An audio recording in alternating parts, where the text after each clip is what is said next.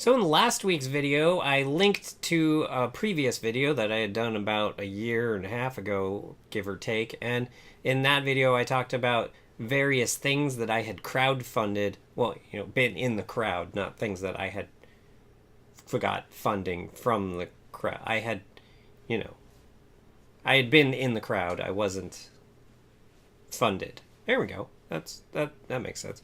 Anyway, if you watched that video and memorized it from beginning to end, then you already have a clue as to what this video is. Okay, I don't assume anyone actually did that, so let's just go ahead and roll the thing.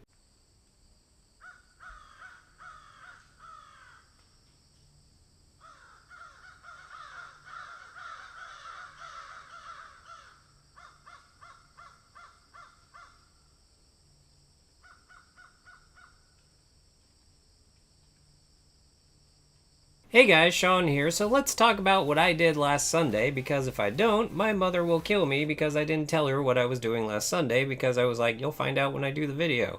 And if I don't do the video, then she's going to be like, no, well, now you have to tell me what you did last Sunday, because she is a helicopter parent. Is that what it's called? Can you have a helicopter parent when you're almost 40? Is that possible? Anyway, let's talk about what I did last Sunday. So I drove close to downtown Los Angeles to do something that I have wanted to do for a long time.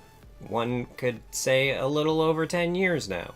So where did this excursion take me? Well, let's go to the video here, and let's see, what do we got here? We got some, oh, these look like old-timey stock cars, don't they? Huh, that's interesting. And then there's, oh, what's over here? Here's another old-timey kind of classic car. And here we have another, this is almost like Bonnie and Clyde type car there. That's interesting.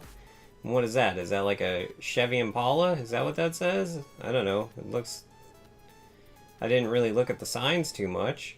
And well, we have here some, these look like Porsche models of some type. Oh, look, there's like an actual Porsche. That's fancy. And oh, that's a really fancy, oh, that's a Camaro GT. And that's a really fancy red Porsche. Oh, so what do we got here? We got some shares. We got, what does that say? Oh, the Adam Carolla Show's 10th anniversary celebration. Well, that should be interesting. So yeah, let's have a little talk about radio. Let's talk about radio. And let's go all the way back to the early 90s and a very famous radio station in Los Angeles called K-Rock. K-Rock has had the same morning show for about 30 years now, Kevin and Bean. And way back in the early 90s, they had a sports guy on that show named Jimmy the sports guy. One day on the Kevin and Bean show, Jimmy made some sort of comment that got the maintenance guy, Mike, I think his name is Mike the maintenance man, he got all upset about it, and he challenged Jimmy to a boxing match. And so Jimmy accepted, and a fight date was set. On that day, there was a 30-year-old man who was driving to his day job as a carpenter, and at night had been going to groundlings classes to learn improv, and he overheard the whole thing, because he listened to the Kevin and Bean show every morning. He also had a part-time job as a boxing instructor, and so he was like, I could probably teach one of these guys to box. So most likely Mike the maintenance man is going to win this fight, so I'm going to go down to the station and wait outside to meet one of them, and then hopefully I'll be able to train them to win this fight. So he went down to K-Rock and waited in the back until they would come out, and he ran into Jimmy, and he's like, okay, well, I guess I will train Jimmy how to box. And so he became Jimmy's trainer for this fight, and as they were training, they really didn't do much training, but what they did was they cracked each other up a lot. Jimmy, of course, lost the fight because there was no way he was going to win it, but he did tell his boxing instructor, new friend, you should write bits and stuff and send them in to Kevin and Bean and like kind of pitch yourself to do something on the show, because I think you would be great on the radio. So he came up with this character named Mr. Burcham, who was a woodshop teacher at, I believe, Woodrow Wilson High School or middle school. I can't remember exactly where.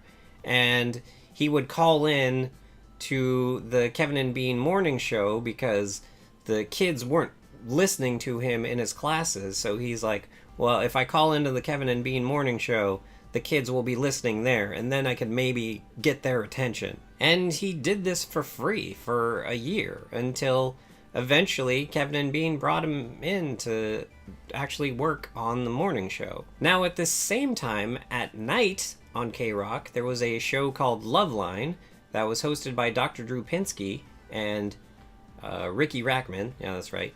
And they would talk to teens about medical stuff and you know, just anything that teens wanted to talk about that, like, they couldn't talk to their parents about and stuff. This show became really popular, and MTV was like, we want to make this into a TV show. So they did a pilot of it, and they didn't really like Ricky Rackman that much for it. So they asked Dr. Drew, they were like, is there anyone else that you think could potentially do this? And he was like, you know, there's this guy that Kevin and Bean just hired that does this character that I think would be really good at doing this. I think we should bring him in. And so they did. They shot the pilot with the new guy, and it was hugely popular. Everyone was like, oh, this is great. So not only did he take over on the television series, he also took over on the radio show. And for about 10 years, they co-hosted Loveline together. And over the course of those 10 years, Jimmy the Sports Guy from the Kevin and Bean Morning Show got a job on Comedy Central as the host of a game show called Win Ben Stein's Money. And then Jimmy the Sports Guy and his good friend from Loveline decided to get together and make a show together, and they sold it to Comedy Central, and that was The Man Show. And after 3 successful seasons of The Man Show, ABC came a-knocking, and they were like, we really like you. We want you to host a late-night talk show on our network. And of course, that show is Jimmy Kimmel Live. And of course, the boxing instructor, carpenter, Loveline host, that's Adam Carolla. So when Jimmy Kimmel went to ABC, Comedy Central begged Adam Carolla to stay, and they were like, you can bring whoever you want to replace Jimmy on the Man Show. And he's like, nah, I want to go with Jimmy to his show. We did 100 of these. I'm good. And so they left the Man Show. Comedy Central brought in Joe Rogan and Doug Stanhope, and the show lasted 1 more season, and then it ended because it wasn't very good. No insult to Joe Rogan and Doug Stanhope. I don't think that's their fault at all. I just think that when Adam and Jimmy left, they took the magic of the show with them. So then for about 2 years probably, Adam Carolla was one of the writers on Jimmy Kimmel Live, while also still doing Loveline. And then something major happened in the world of morning radio, and that is that, was it Sirius? It was either Sirius or XM, because they hadn't merged at that point, went to the biggest star in morning radio, Howard Stern, and was like, we are going to give you an insane amount of money to move over to our satellite radio. Howard Stern was syndicated in a majority of the country, so when he left morning radio, they had to fill all those spots across the country. In New York, they replaced him with David Lee Roth, which was a terrible mistake. In California, they replaced him with Adam Carolla. The station that aired the Howard Stern Show and eventually the Adam Carolla Morning Show was KLSX, the FM talk station. It was really the only FM talk station that existed in Southern California, and basically what that means is that it was talk shows all day long. So maybe about a year after Adam Carolla took over that morning radio slot is when I moved to California. So when I moved out here, my best friend told me that there's this guy that was on in the afternoons on the FM talk station that I should listen to because he was really kind of funny, and his name was Tom Likas. Tom Likas, a bit of an asshole, to put it mildly. He was entertaining. I listened to him for a year, and then I stopped because I'm like, okay, I get pretty much the entire gist of his radio program because it was pretty much once you listen to it for a year, you've heard his entire shtick. But then also, as I was listening to that station, it's like they were advertising all the other shows on it. So I would see billboards and everything for the Adam Carolla show, and I'm like, well, I really liked Adam Carolla, so I started listening to the Adam Carolla show. And then after the Adam Carolla show and before Tom Likas, there was another show, and this show was hosted by two people who actually were the hosts of the morning show that I listened to in Colorado when I was going to high school. The morning show in Colorado when I was going to high school was Jamie, Frosty, and Frank. And they ended up getting a job at a radio station in LA, and they moved to LA, and they would still air their new show in Colorado. And then about a year after they were in California, Frosty and Frank got fired, and they replaced them with Danny Bonaducci. But then Frosty and Frank ended up getting a job on the FM talk station, and they brought in another girl named Heidi, so there was Frosty, Heidi, and Frank in the afternoons.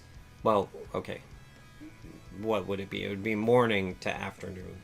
Midday. And then Tom Likas, and then after Tom Likas, there was Tim Conway Jr.'s show. Tim Conway Jr. is, of course, the son of Tim Conway. So pretty much any time I was in the car, I was just listening to this radio station, and eventually I discovered that they would release their shows every day in podcast form. And so that's what I ended up starting doing, is listening to all these shows in podcast form, because I got rid of the commercials. And so I didn't have to listen to the commercials, and I could listen to more of the program instead of just like 10 minutes here and then 20 minutes of commercials and then 10 more minutes. And it was a much better way to consume the content. Then one faithful morning, it was stated that there was going to be an announcement on the Adam Carolla show. And so I tuned in that morning, and the show started off with, hey, so the show's over, everybody.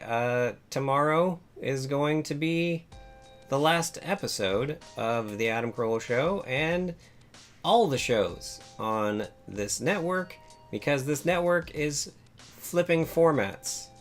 They were going to go from being the only FM talk station in California to a top 40s station, which there's already like 3 of those.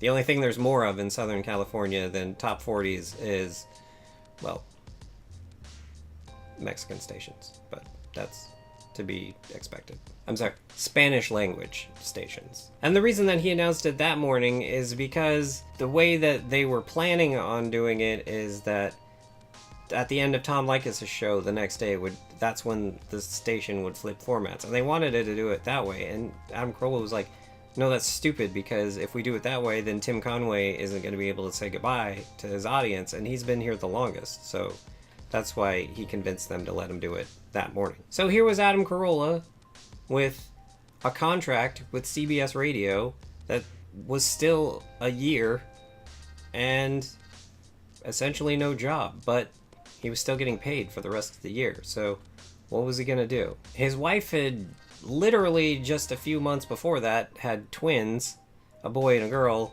and he was like, okay, I need to figure out something, because when this contract ends, if I don't have something, that's going to be a problem. Yes, by that point he was literally a millionaire, but that can only go so far, especially in Southern California. And so the Monday after the show ended, he started his own podcast, The Adam Carolla Show.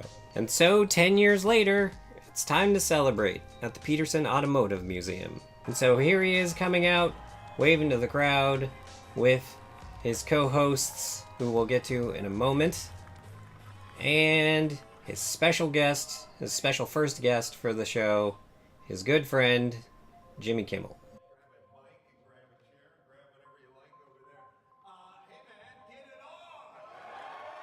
Later in the evening, his wife Lynette, who I actually share a birthday with, got up and said a few words and thanked some of the crew of the show, asked them to stand up. And then comedian Kyle Dunnigan came out, and they did the news like they always do, and it was a good time to be had by all. Alright, so let's talk about his sidekick co-host people, and first off, we will talk about Brian Bishop, aka Bald Brian. So Brian got a job as a call screener on Loveline way back in the day, and Adam really liked him, And so when he moved over to the morning show, he took Brian with him to become the call screener for that show. And there was a guy named Mike Chaffee on the show who would do sound effects. Like, he had a board where he would hit a button and play sound effects, like morning radio shows do, where it's like, chicken sound, stuff like that. So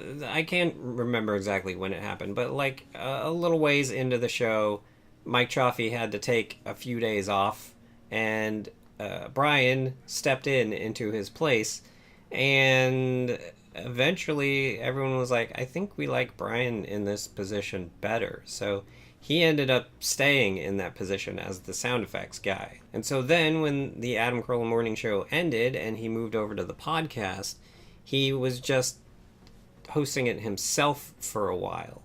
And then eventually he brought in the news girl from the show and Brian. However, after about the third episode that Brian was on, he made an announcement that he had found out that he had an inoperable brain tumor. And the doctors gave him 6 months to live. Well, I guess I kind of already spoiled the ending of that, as I did just show video of him. Needless to say, that didn't happen. He was lucky enough to find the right doctor who was trying out a new miracle procedure drug thing, and they ended up shrinking the tumor, and it hasn't grown since then. It's still there because it's inoperable, but he's still alive today, still fine. He's gotten married, had a kid, and it's been 10 years almost. We're coming up close to the 10-year anniversary of when he was told he had 6 months to live, and he's alive and kicking. Oh, and here is a picture of me with Brian. So now let's talk about the news girl. So when the Adam Carolla Show first started, they had a news girl named, I think, Rachel Harris, and she didn't work out too well on the show. So then they brought in another news girl named Teresa Strasser. Teresa Strasser used to host, I think, While You Were Out on the HGTV. And her and Adam just hit it off instantly. And so she was the news girl for the remainder of the Adam Carolla Morning Show.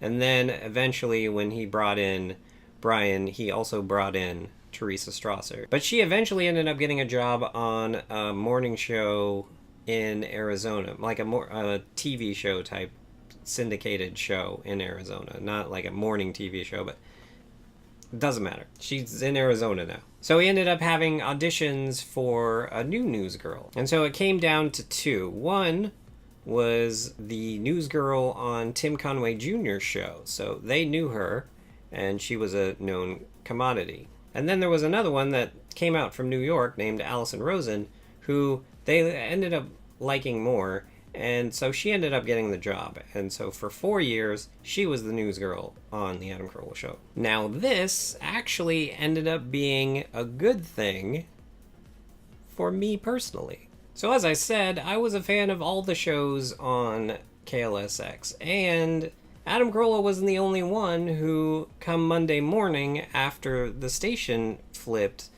decided to do a podcast. So on Tim Conway Jr.'s show, he had old co-host Brian Whitman, and then there was the news girl, and then there was the guy who ran the boards and did all that stuff. So when he started this podcast on Monday, he had the three of them on there. Eventually, he ended up not liking it, but then Brian Whitman and the producer of the Tim Conway Jr. Show, who was producing the podcast, Randy Wang, and the news girl from the show, Gina Grad, they kind of did a show. And then eventually Brian Whitman went away. And so then Randy and Gina were like, well, I guess we'll start our own podcast. And so they started a podcast called The Pretty Good Podcast. They recorded it 5 days a week, and it lasted for a little over 2,000 episodes. Around the 700-ish mark, they started this new thing where on their website they would have a tip jar, and there would be a top 10 list of tippers, and whoever was the top tipper at the end of the month would end up being able to be a guest on the Pretty Good Podcast. So I was like, this sounds like a really good idea. So I just waited and bid my time. Is that the right term? Because if it is, it's ironic since we're talking about kind of a bid. Anyway, I waited, and then I saw the opportunity where I could get in for a relatively low price. And like at the last moment, I sniped in there and took the top spot. And so on episode 747 of the Pretty Good Podcast, I was the guest. I would link to it. However, the archives of the Pretty Good Podcast ended up getting corrupted, and it doesn't exist anywhere anymore. However, I do have the file on my computer, but I don't know how to upload it to a website to get it to work. I tried uploading it to my own website, but it's too big, and if I were to compress it, it would sound terrible. And one of the major things about the Pretty Good Podcast that Randy was very proud of is the sound quality of it, and I don't want to diminish that. So maybe I'll hit him up, because he does follow me on Twitter because of that. So I could direct message him and be like, hey, do you mind if I put this up somewhere? And if so, do you know how I could do it so it doesn't ruin the sound? But anyway, also about a year later, they ended up starting this new thing that was kind of like a monthly subscription type thing. And it was like a fictional town that they created, and you could buy it was essentially Patreon before Patreon even existed. Like, Randy came up with this idea, and it was basically Patreon. You know, I never really thought about it before, but yeah, there were different tiers, and the different tiers would give you different rewards. Huh. I should probably remind me tomorrow to tweet about that and be like, hey, Randy, do you ever stop and think about the fact that you actually kind of created Patreon before Patreon existed? That's interesting. Anyway, so yeah, the tier that I did it at, that also, you got to be a guest on the show. So I got to be a guest on the show a second time on episode number 888. Again, I have that file as well, but yeah, I don't know where I could possibly upload it to be heard. Hey, so I don't know if you can tell from my posture here, but I'm currently editing this video, and while I was editing it, I was like, you know what? I'm also friends with Randy on Facebook, so I hit him up on Facebook about it. I figured out that I could upload the files to SoundCloud and then potentially link to them on my website, because I could put them on SoundCloud and keep them private so that they wouldn't actually appear on SoundCloud unless I send a link to them.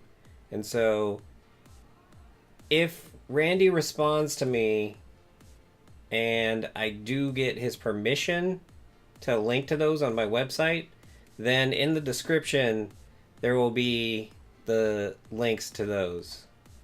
Yeah. Or at least the link to my website where it will have the links to those. So check the description. They might be there. Yeah. So that's that. I'm all casual because although I did put my hat back. I wasn't wearing my hat because I was editing. I don't actually wear it in my apartment, but I'm wearing it now because I turned the camera back on and the light. But I didn't raise my chair up. I usually raise my chair up and I'm sitting really low and I have my knee up. This has gone on too long. Back to the video. Oh, yeah, and so the reason that the Pretty Good Podcast lasted 2,000 episodes is because Gina eventually ended up getting a job on the sound on Brian, what's his name? So there was There was another morning radio group, Mark and Brian, that were huge out here for decades. And eventually they ended up going separate ways. And then Brian ended up coming back and getting... Or no, Mark. It was Mark. Yeah, Mark came back. And Mark in the Morning. And Gina was on that show. And then also, the same day that she premiered on Mark in the Morning, she also ended up replacing Allison Rosen on the Adam Carolla show. Because it wasn't working out with Allison Rosen. And that was like 4 years ago, and she's been on ever since. So I was actually kind of happy that she didn't end up getting it the first time, but then I was very happy when she ended up getting it eventually. And so after the show, you were able to go talk to the people, and yeah, as I showed, I talked to Brian, and then when I went and I walked up to Gina, oh my god, she was so happy to see me, because honestly, I haven't seen her since there was a Pretty Good Podcast event that they had at the beach like 5 years ago, and that was the last time I saw her. But you know, she recognized me instantly, was very, very happy to see me, and so we got caught up, and then I went out to do, or that's when I went and talked to Brian, and then after talking to Brian, that's when the next thing happened. But then I went back and got in Gina's line again just to say goodbye and get a picture with her. So I have, well, so here's the thing about iPhones. When you take a picture with the camera on the back of the iPhone, it actually takes like a 3-second video as well. So as the person was taking the picture, they took like, let's see here, 1, 2, 3, 4, 5, 6. They took 6 pictures. So that's essentially a little video. So here's a little video of that. Oh, because I put it on mine. 1, 2, 3, 1, 2. Okay, so yeah, I am jumping around a little bit here. So yeah, the show ended, went and found Gina, said hi to Gina. She was very happy to see me. There were actually 2 other guys that were huge supporters of the Pretty Good Podcast as well there. So she was happy to see all 3 of us. And then I went and talked to Brian, and then I went and got in the line for this to happen.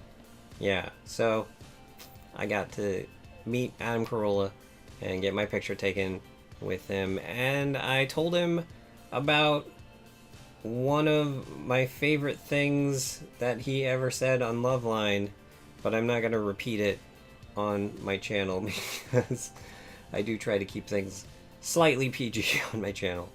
But yeah,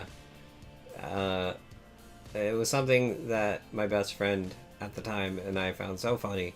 And actually, after I told him about it, I texted him and I'm like, I just told Adam Carolla about how much we liked when he said that thing on Loveline.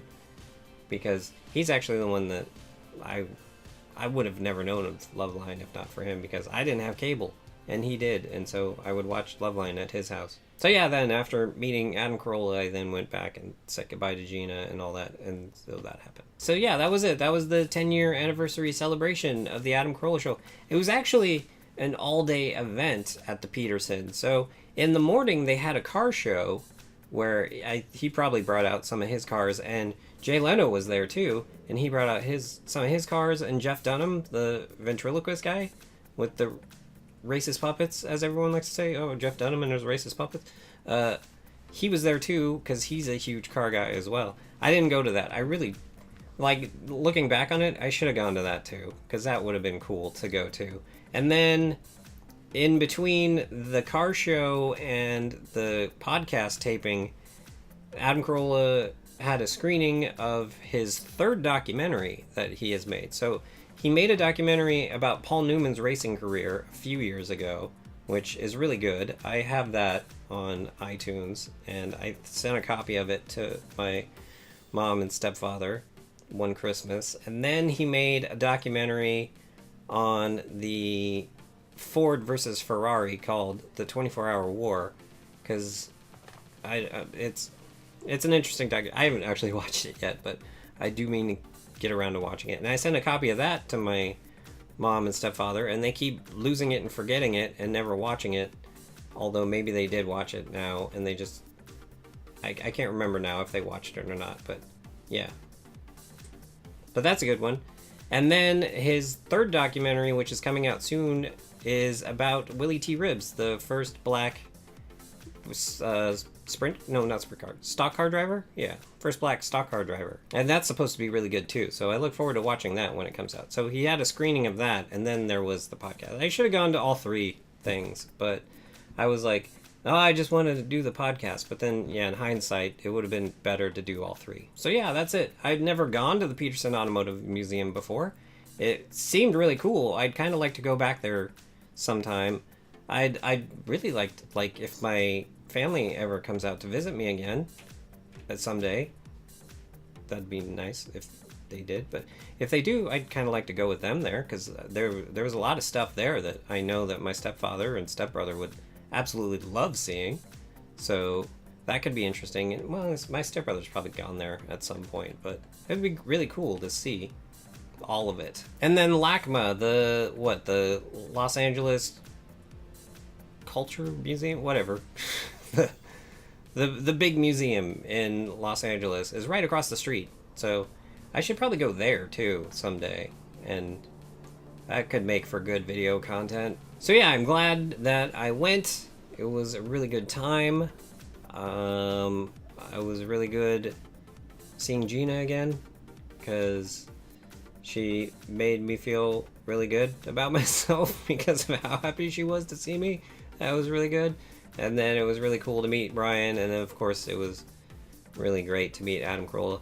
He was pretty much what I expected him to be, because of how much they've talked about what it's like to meet him on, because when he grew up, he had a pretty bad-ish childhood. So he didn't have abusive parents. He had just non-caring parents that were just, they didn't care at all.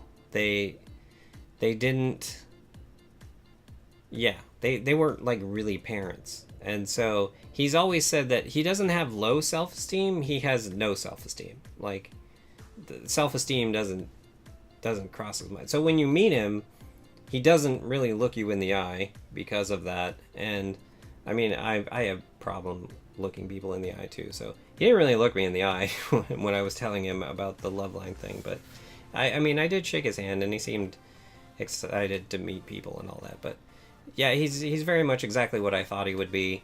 And yeah, so that's that. They do recordings in the LA area all the time, so I don't know why I don't go to them more often. And they do down in Irvine at the Irvine Improv all the time too, so I should really just go to more, because why not? But anyway, let me know in the comments down below, do you have a favorite podcaster, radio personality, person that you've never met and would like to meet? Do you happen to have listened to someone for a long time and then found out that they ended up working at a place before you, at a place that you worked at? I'm literally talking to one person that I know is potentially watching this video, because I know that actually happened. So that's kind of, you know, I'm directing it right at you. You know who you are. And then, yeah. Anyway, yeah, let me know in the comments down below. Do you have a favorite podcaster? Have you ever met them? Why not? Podcasters are very easy to meet. They're generally pretty approachable, because there's not that many podcasts that are super huge. So just go ahead and meet them. I mean, if you notice in this picture here of me with Adam Carolla, I'm wearing a Kinda Funny t-shirt. That's a podcast group. I've met them multiple times. So yeah, podcasters are easy to meet. Yeah, there we go. Oh, and also the hint. I'm wearing my, what is it? They hold the patents, we hold the power, from when the patent trolls were suing Adam Carolla, and I helped crowdfund his legal campaign because he was fighting for podcasts. So I felt we should all be fighting for podcasts, because podcasts are great. They're great. Anyway, while you're down there with all that I just said, go ahead and hit the like button if you like this video. And if you'd like to see more of the crazy crap that goes on around here, go ahead and hit the subscribe button. And if you'd like to help support the crazy crap that goes on around here, Go ahead and hit up my Patreon. Link is in the description. And with that, have a good however long it is until you watch my next video.